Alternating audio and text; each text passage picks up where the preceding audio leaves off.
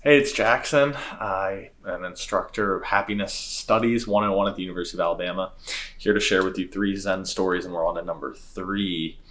And here's how it goes. Well, there's a student and his master, and the master walks up to his student and he says, "Why are you meditating?" And the student says, "Well, I want to become a Buddha." The master says, "Interesting." And the master actually picks up a piece of stone and he begins to scrub it, polishing really hard. And after, a few minutes, the student goes, "What are you doing?"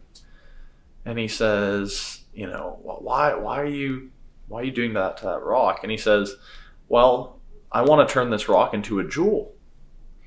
And the student asks, "Well, how can you turn a rock into a jewel?" And the master says, "How can you become a Buddha? By meditating." See, the essence of Zen, or enlightenment, or whatever you want to call it, occurs when I am me and you are you, the farmer is the farmer, the Buddha is the Buddha.